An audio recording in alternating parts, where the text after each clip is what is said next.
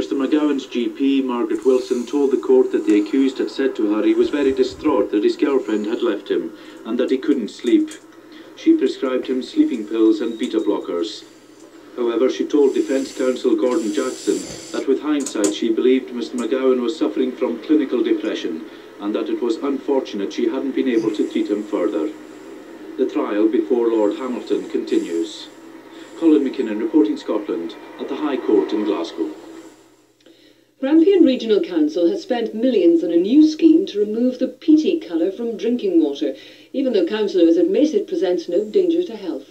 European regulations require water to be crystal clear, and as Colin White reports, they mean some other Scottish local authorities could be forced to follow Grampian's example. The waters of Deeside are a rich autumnal brown, fine in the river but unpopular in the home. Most consumers prefer what comes out of the tap to be crystal clear. For the past 130 years, the Invercanny Works near Bankery has provided drinking water for the North East. Although slightly discoloured, the water had no adverse effect on health. But European directives mean Scotland is having to meet new standards.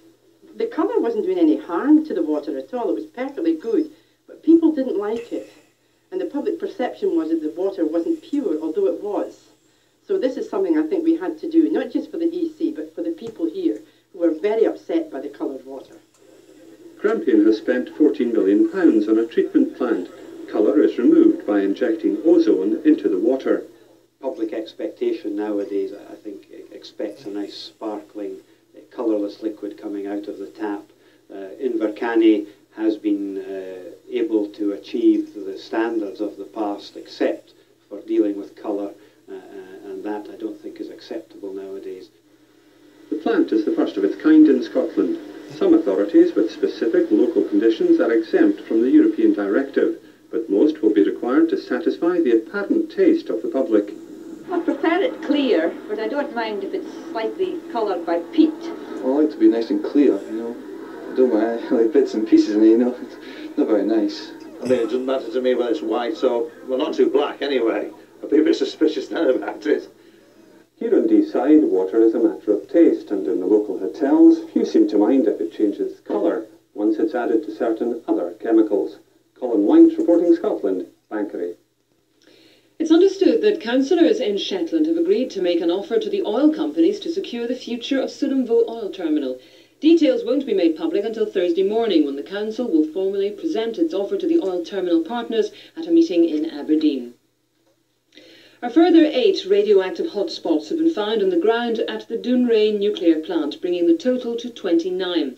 85 patches of likely contaminated ground have also been discovered. Most of them are now fenced off from the rest of the area. A spokesman at Dounreay said the pollution was not a hazard. There's been a warning that Scotland's Mountain Rescue Service could be weakened if climbers are forced to take out accident insurance and rescue teams become increasingly professional. A big increase in the number of call-outs has led to calls for rescuers to be paid, but mountain experts say the voluntary principle is crucial to Scotland's unique and high-quality rescue network. With mountaineers gearing up for the winter climbing season, Craig Anderson has been investigating.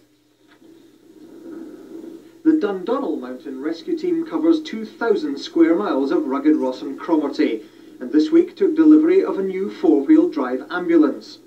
Part of the costs have been covered by a local garage and the vehicle manufacturer. The rest is the result of fundraising.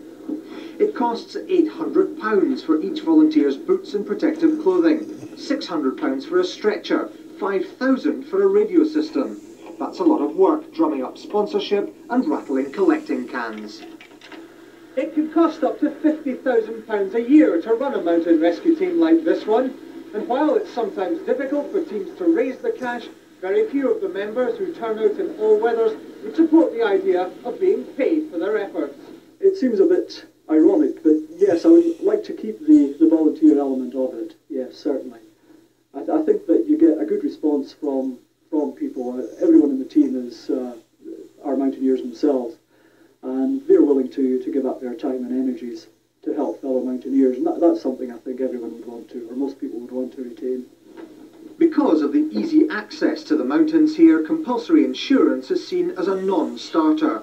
Would a casualty without a policy be left on the hill, for example? and the idea of central government funding is viewed with suspicion by rescue team members. They are people who seek the freedom from bureaucracy, from control, probably people who have to tolerate that during their working lives, and they want to get away from the towns, the cities, the offices, get away to the hills, and the last thing they want is any sort of governing body or organisation to interfere with what it is that they're doing. Can we get folk on the stretcher?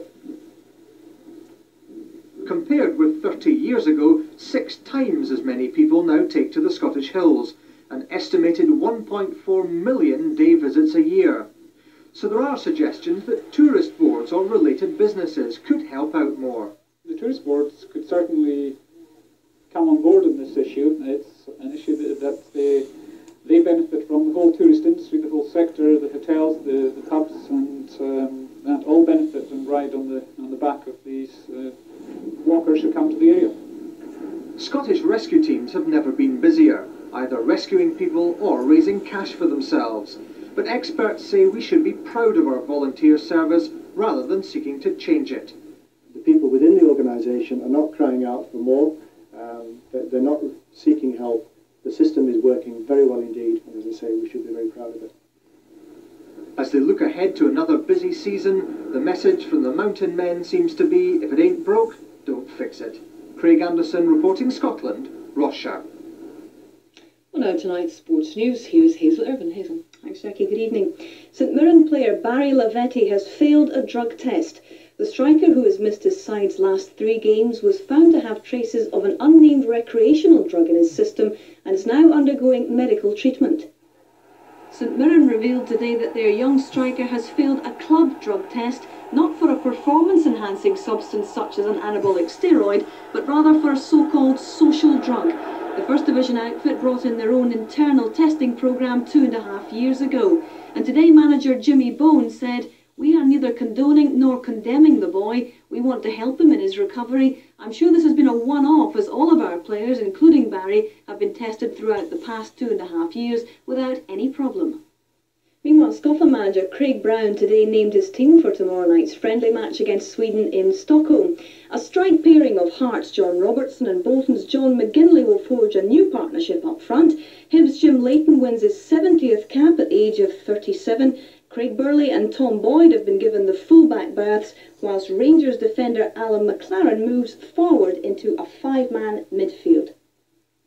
Fergus McCann has said Celtic shareholders can look back on the last year with satisfaction, despite a loss of £400,000. Mr McCann was speaking at the Parkhead Club's first AGM since their share issue in January. Around 1,200 of Celtic's 10,000 shareholders were at the New Look Celtic Park for this morning's AGM, and they got what they wanted to hear.